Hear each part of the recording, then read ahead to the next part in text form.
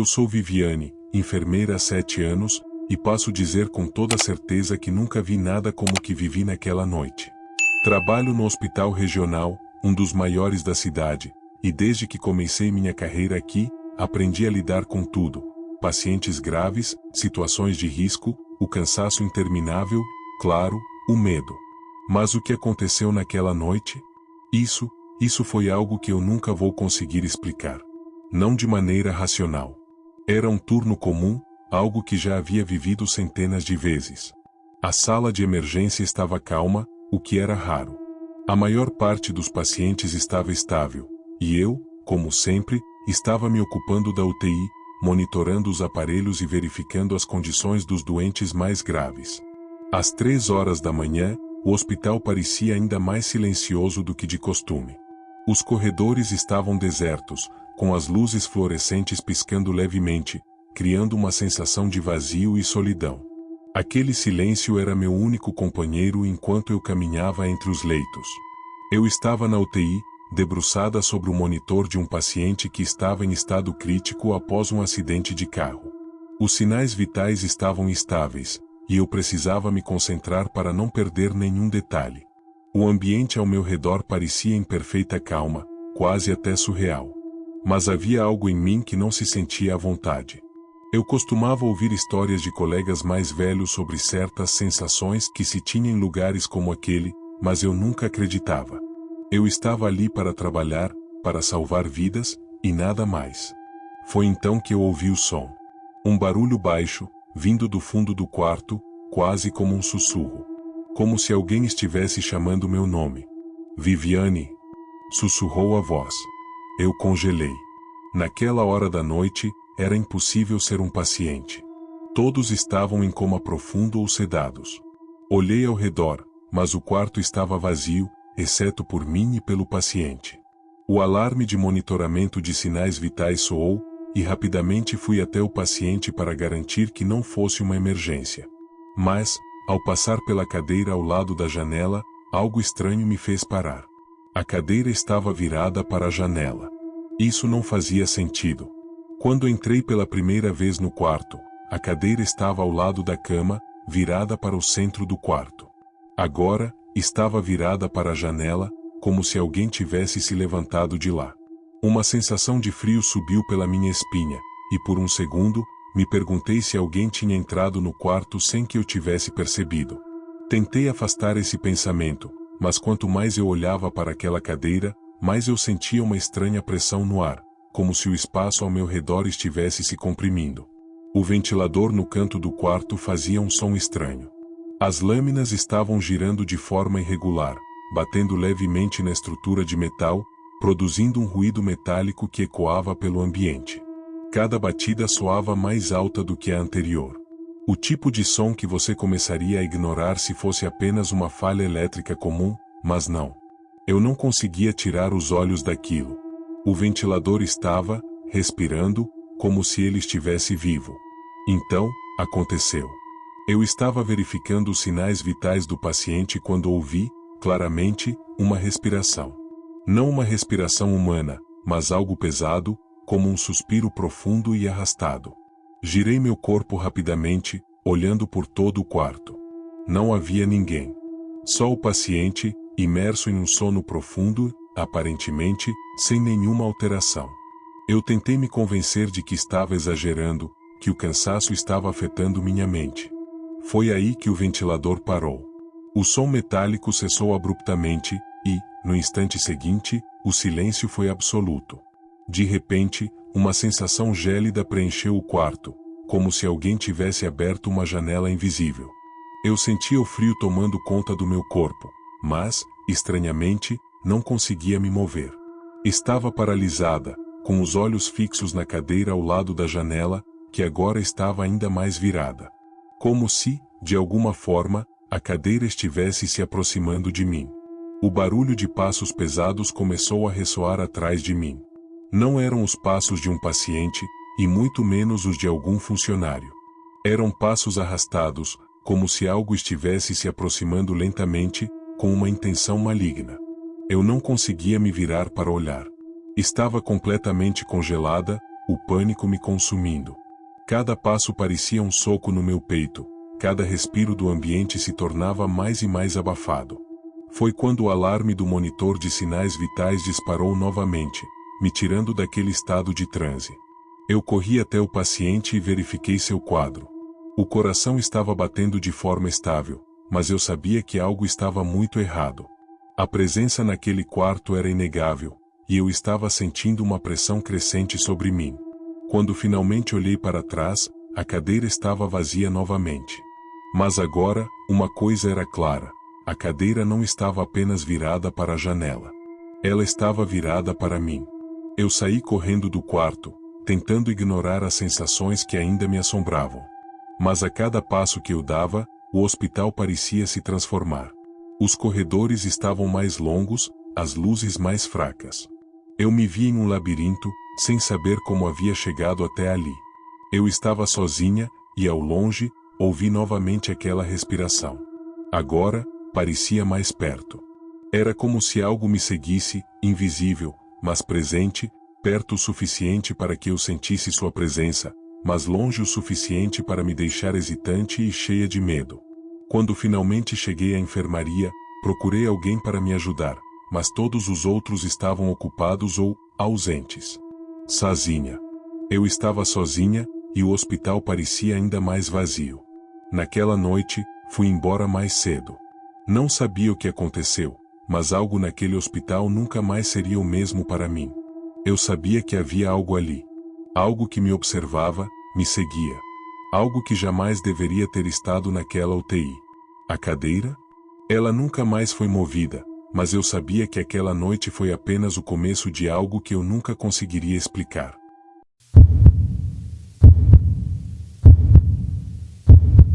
Boa noite a todos do canal. Meu nome é Guilherme, sou enfermeiro há anos, e sempre achei que tinha o coração forte para lidar com qualquer coisa. Trabalhar em um hospital significa enfrentar o sofrimento humano de perto, mas eu nunca imaginei que um dia estaria no centro de algo tão aterrorizante, algo que não consigo explicar até hoje. Tudo começou numa noite particularmente calma. Era um plantão noturno como outro qualquer, e eu estava na sala de descanso, organizando prontuários enquanto tomava um café morno. Por volta da meia-noite, ouvi os portões da emergência se abrirem com um estrondo. Fui até lá imediatamente. Os paramédicos entraram às pressas com um homem desacordado em uma maca. Ele estava coberto de sangue, com cortes profundos no rosto, braços e tórax. Um dos paramédicos relatou que ele havia sido encontrado em um campo, longe da cidade, como se tivesse sido abandonado para morrer. Não sabemos quem ele é, explicou o paramédico. Não tinha documentos, nem celular. O que sabemos é que ele estava fugindo de alguém. Essas palavras me deixaram intrigado, mas não tive tempo para refletir. O homem estava em estado crítico, e cada segundo era vital. Corremos para estabilizá-lo. Durante horas, a equipe trabalhou intensamente, costurando os cortes e tratando os traumas. Contra todas as probabilidades, ele sobreviveu, mas continuava em coma. Assim que ele foi transferido para um quarto, algo começou a me incomodar.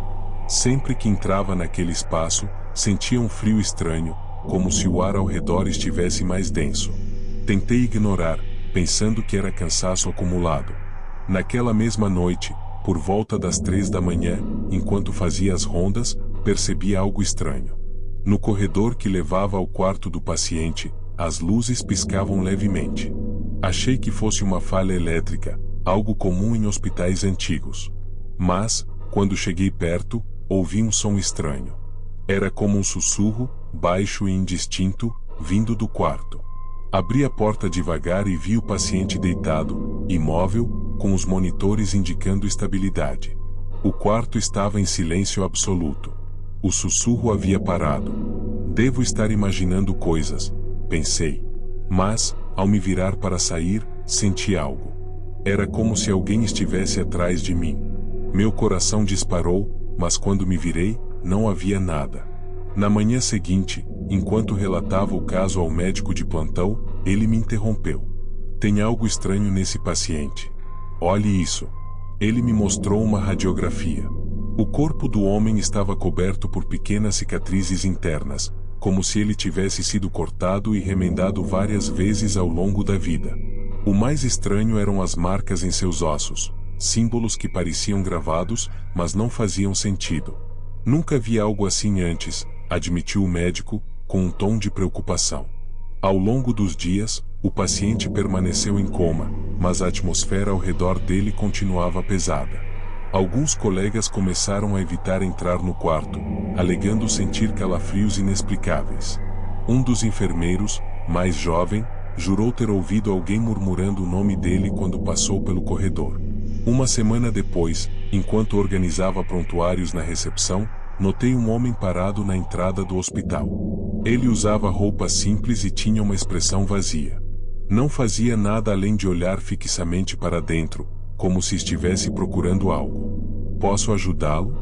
Perguntei, mas ele não respondeu. Após alguns segundos, ele simplesmente virou as costas e foi embora. Achei o comportamento estranho, mas decidi não dar muita importância. No entanto, na noite seguinte, o mesmo homem apareceu novamente, desta vez no corredor do hospital, perto do quarto do paciente. Senhor, quem é você? Questionei, já irritado. Ele me encarou com um olhar vazio e disse apenas: ele não deveria estar vivo. Antes que eu pudesse reagir, ele desapareceu pelo corredor. Chamei os seguranças, mas ninguém conseguiu encontrá-lo. Os dias seguintes foram um caos. O homem começou a aparecer com frequência, sempre nos momentos mais improváveis, mas ninguém conseguia detê-lo. A segurança foi reforçada, mas era como se ele soubesse evitar todas as câmeras e patrulhas. Naquela mesma semana, durante meu plantão noturno, fui alertado pelo som do alarme do monitor cardíaco do paciente. Corri até o quarto, mas, ao chegar lá, vi algo que me deixou petrificado. O homem estava parado ao lado do leito, segurando uma faca longa. Pare! Afaste-se dele! Gritei, mas ele apenas sorriu. Você não entende. Ele trouxe isso para nós. Antes que pudesse atacá-lo, corri em sua direção e tentei imobilizá-lo. A luta foi intensa, mas consegui segurar sua mão armada até os seguranças chegarem. Quando o homem foi detido, ele começou a gritar coisas sem sentido. Vocês estão marcados. Ele é apenas o começo. A polícia foi chamada, e o homem foi levado sob custódia. Pensei que o pesadelo tinha acabado, mas eu estava errado. No dia seguinte, o paciente desapareceu. A cama estava vazia, sem sinais de luta. Não havia nenhum registro nas câmeras de segurança, e ninguém conseguia explicar como ele havia saído. A situação ficou ainda mais perturbadora quando descobri que o homem detido na noite anterior foi encontrado morto na cela. O corpo estava coberto por cortes idênticos aos do paciente, como se alguém tivesse repetido os mesmos ferimentos nele. Desde então, minha vida nunca mais foi a mesma. Comecei a ter pesadelos frequentes com o homem do hospital, vendo seus olhos vazios e o sorriso perturbador. Às vezes, sinto que estou sendo observado, e há noites em que ouço sussurros indistintos no meu apartamento, os mesmos que ouvi naquela noite no hospital. Tenho medo de que isso ainda não tenha terminado. Algo foi desencadeado naquela noite, e, no fundo, sei que nunca estarei completamente seguro.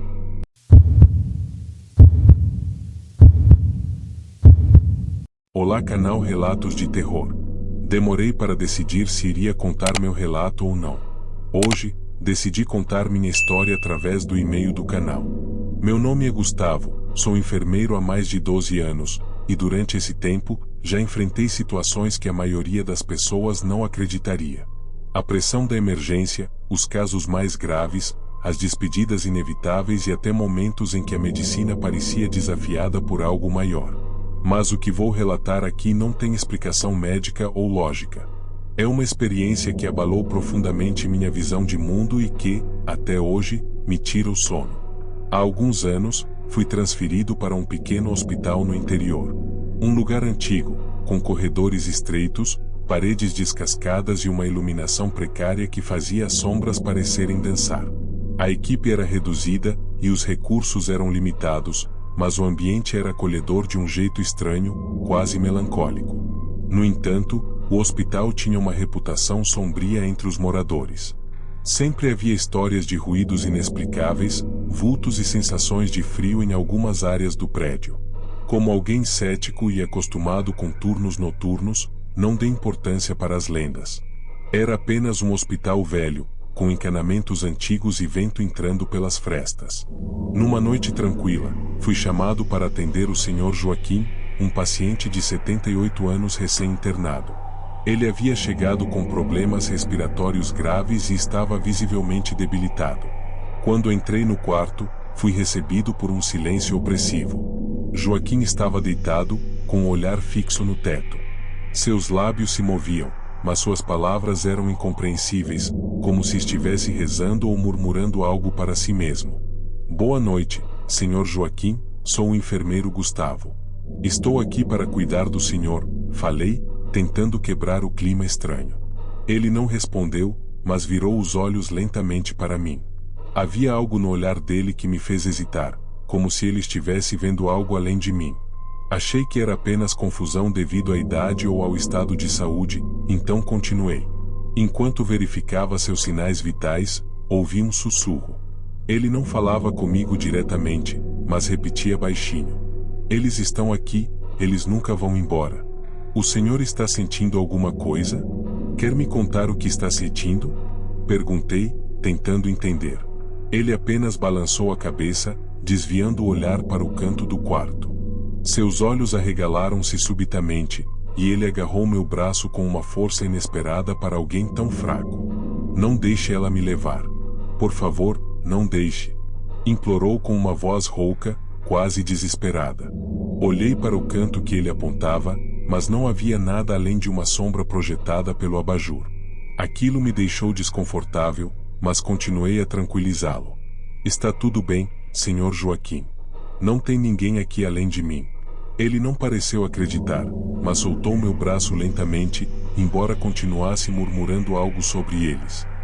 Ao sair do quarto, senti um calafrio que me acompanhou até o corredor. A noite prosseguiu normalmente até que, por volta das 3 horas, o monitor cardíaco do Sr. Joaquim começou a apitar descontroladamente. Corri para o quarto, e ele estava em um estado de pânico absoluto, tentando arrancar os tubos de oxigênio. Eles estão aqui. Estão me cercando. Gritou, apontando para o teto. Olhei ao redor, mas não havia nada além do silêncio opressor e o som dos equipamentos médicos. Segurei suas mãos e tentei acalmá-lo, mas ele estava agitado demais. De repente, ele parou, olhou diretamente nos meus olhos e disse: Eles não querem só a mim. Eles já te escolheram também.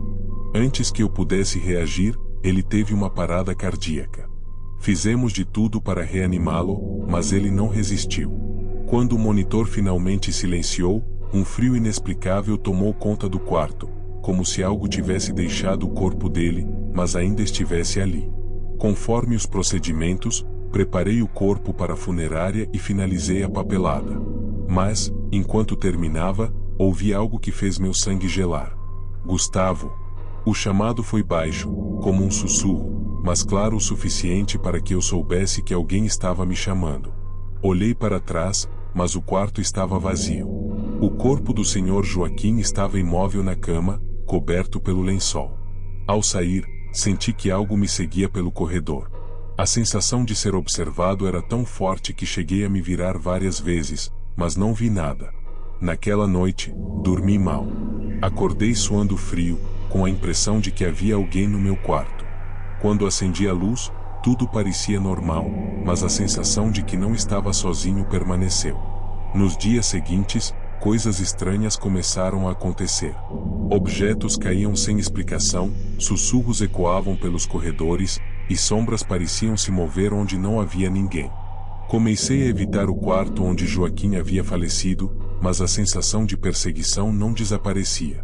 A gota d'água aconteceu 2 semanas depois, quando, ao fechar os olhos para descansar, senti uma presença ao lado da minha cama. Quando abri os olhos, vi uma sombra parada no canto do quarto, olhando para mim. Ela não tinha forma definida, mas seus contornos eram densos e pareciam vibrar. Fiquei paralisado, incapaz de me mover ou gritar. Essa experiência me levou a pedir transferência.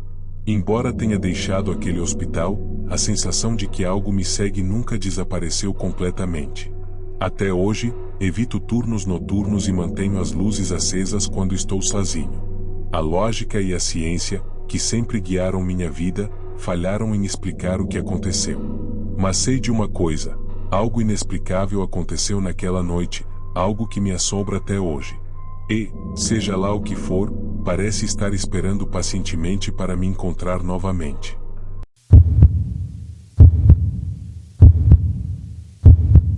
Boa tarde a todos do canal.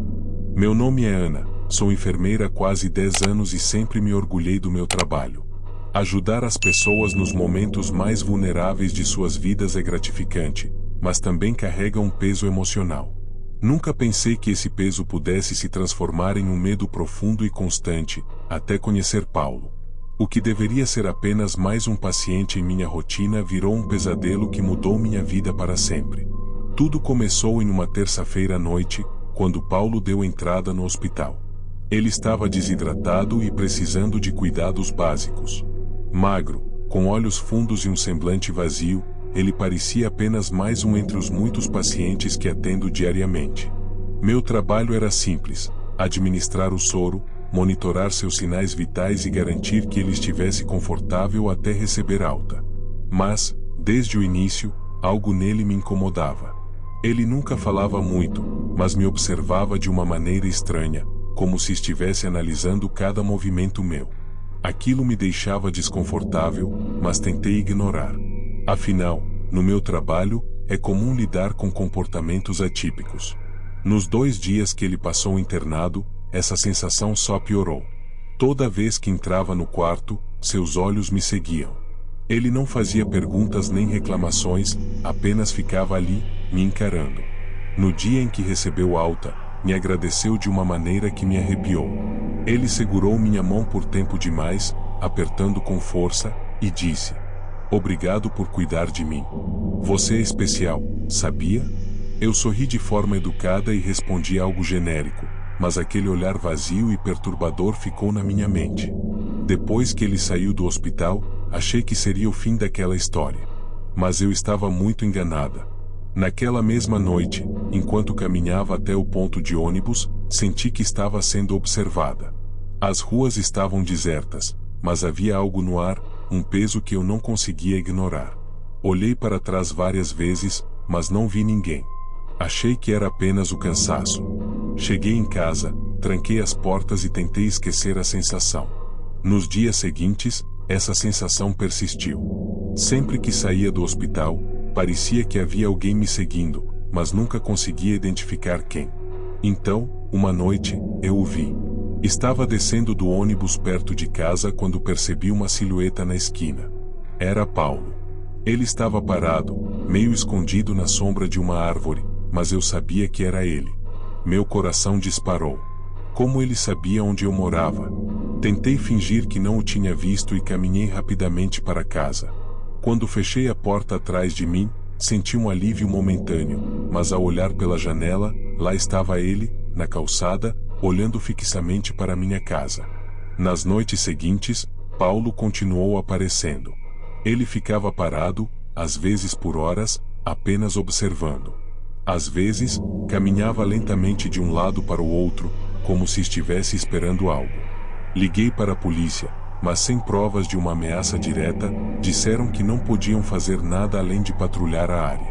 O ápice aconteceu 2 semanas depois. Era uma noite tranquila, e eu estava terminando de tomar banho quando ouvi um barulho vindo da sala. Meu coração congelou. Desliguei o chuveiro e fiquei imóvel, tentando ouvir. Os passos estavam se aproximando. Peguei o celular e a barra de ferro que usava para trancar a janela. Quando os passos pararam do lado de fora do banheiro, ouvi a voz dele. "Ana, não precisa ter medo. Eu só quero te ver." Senti meu corpo inteiro tremer. Tentei soar firme, mas minha voz saiu trêmula. "Saia da minha casa agora ou vou chamar a polícia. Eu não vou machucar você. Só quero que saiba que eu me importo." Ouvi a maçaneta girar, e meu coração parecia que ia sair pela boca. Liguei para a polícia e consegui sussurrar meu endereço antes que ele tentasse arrombar a porta. Por sorte, os policiais chegaram a tempo. Ouvi gritos e sons de luta do lado de fora do banheiro. Quando finalmente saí, Paulo estava algemado, com um sorriso perturbador no rosto.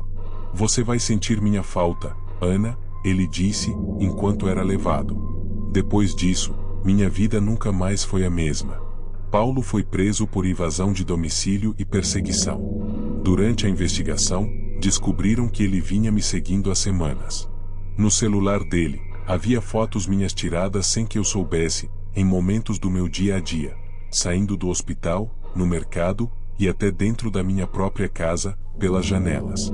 Ele havia instalado uma câmera do lado de fora da minha casa, escondida em um arbusto, para monitorar meus movimentos. Mesmo com ele preso, eu não me sentia segura. Passei meses vivendo com medo. Tinha pesadelos recorrentes, nos quais ele aparecia na minha casa, e acordava no meio da noite com a sensação de que estava sendo observada. Troquei as fechaduras, instalei câmeras de segurança e até considerei me mudar para outra cidade. O trabalho também foi afetado. Comecei a evitar pacientes masculinos e ficava nervosa sempre que alguém me olhava por muito tempo. Minha confiança e meu senso de segurança foram destruídos. Hoje, com terapia e apoio de amigos, estou reconstruindo minha vida.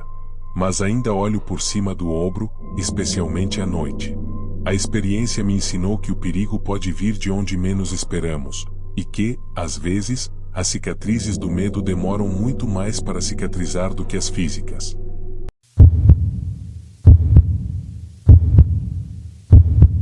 Meu nome é Helena, e trabalho como enfermeira há mais de uma década. Sempre fui prática, racional, e nunca me considerei alguém fácil de assustar. Já enfrentei emergências médicas, mortes inesperadas e situações que testaram minha paciência e sanidade, mas o que aconteceu naquela noite no Hospital São Vicente foi diferente. Foi algo que nenhuma formação ou experiência poderia me preparar.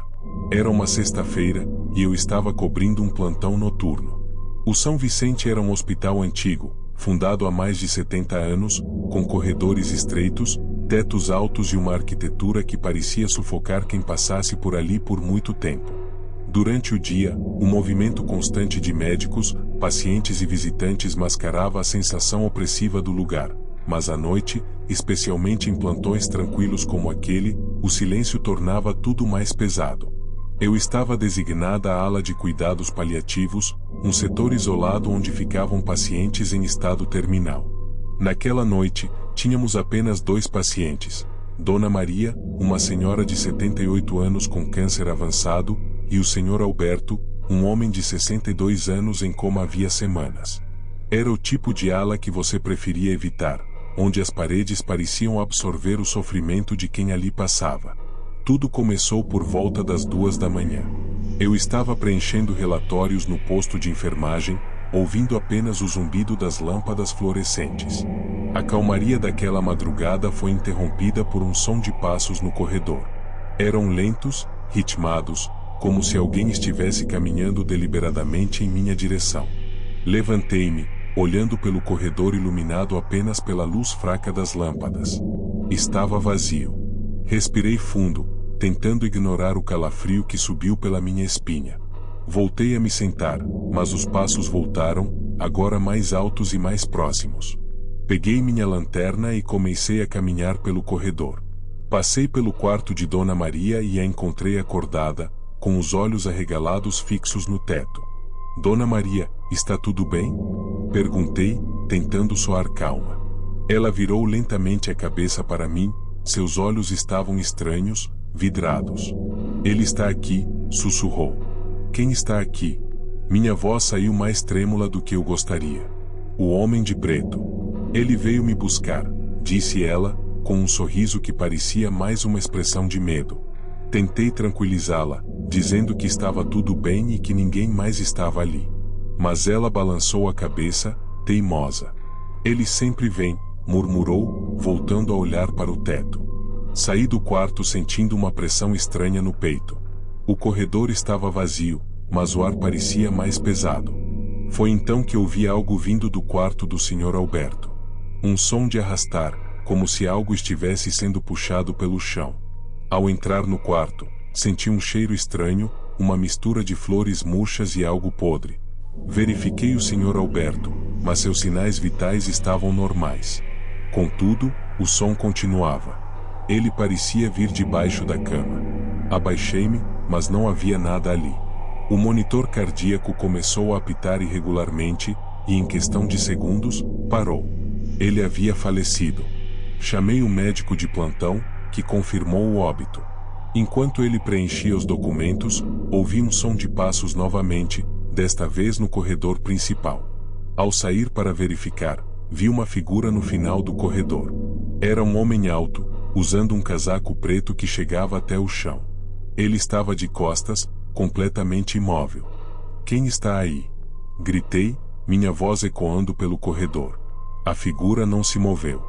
Quando dei um passo em sua direção, as luzes começaram a piscar. No momento seguinte, ele desapareceu. Voltei correndo para o posto de enfermagem, tentando processar o que havia acabado de acontecer. Enquanto tentava me acalmar, percebi que os monitores de Dona Maria começaram a falhar. Corri para o quarto dela, mas já era tarde. Ela havia partido, com aquele mesmo sorriso perturbador no rosto. As luzes do corredor piscaram novamente, e um vento gelado percorreu o ambiente, embora todas as janelas estivessem fechadas. Ouvi uma risada baixa, quase um sussurro, que parecia vir de todas as direções. Fui até a sala de equipamentos antigos, de onde vinha um barulho estranho. Ao abrir a porta, vi novamente a figura de casaco preto. Desta vez, ele estava virado para mim. Não havia rosto, apenas uma sombra densa onde seus olhos deveriam estar. O ar ao meu redor parecia congelar, e uma pressão insuportável tomou conta de mim. Ele deu um passo em minha direção, e ouvi uma voz baixa, quase como se estivesse dentro da minha cabeça. "Você também virá." Antes que eu pudesse reagir, a figura desapareceu. O silêncio que se seguiu foi quase ensurdecedor. Passei o restante da madrugada em estado de choque, incapaz de voltar a entrar em qualquer quarto. Quando o dia finalmente amanheceu, pedi transferência para outro setor. Nunca mais voltei àquela ala, mas até hoje, sinto que a presença daquela figura ainda me segue. Às vezes, ouço passos em minha casa, vejo sombras onde não deveriam estar. E o mais perturbador, todas as noites, às 2 da manhã, acordo com a sensação de que alguém está me observando.